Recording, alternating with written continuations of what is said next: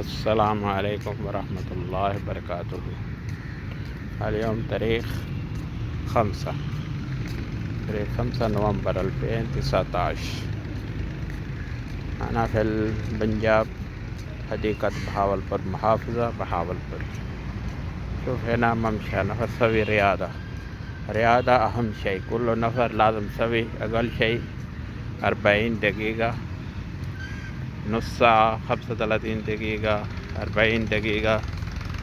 مفروض أول سوي يبدأ رياضة سوي 10 دقيقة، بعد 5 يوم سوي 15. مو أول يوم سوي 40 دقيقة ولا ساعة بعدين ما يقدر يمشي زي كده.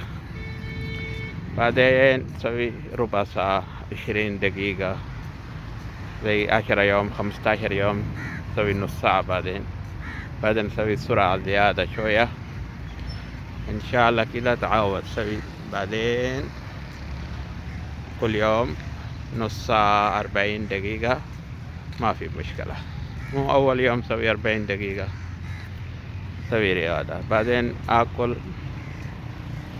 في الطعام ما يأكل ملح كتير، مرة خفيف أو بطل مرة واحد، هذا كويس مشان اللي نفر مرتفع ضغط الدم اللي.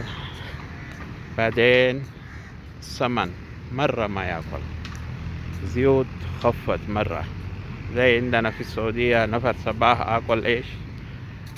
سندويش طعمية، هذا مرة خطر اللي نفر مرتفع ضغط الدم. سوي إيش؟ خفيف.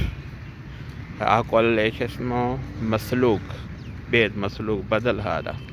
مو مسلوق بس كده، سوي اللي مرة ملح قليل، مرة خفيف، أو ما يحطه، أو شطة كمان حطه مرة خفيف. شطة كمان مشكلة كتير جوا في ملح زي كده.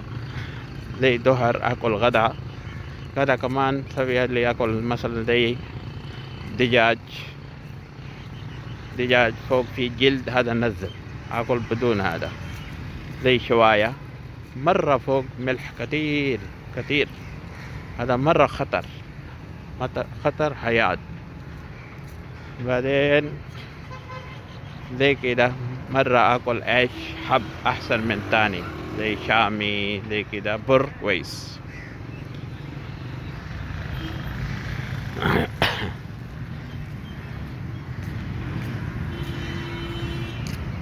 السلام عليكم.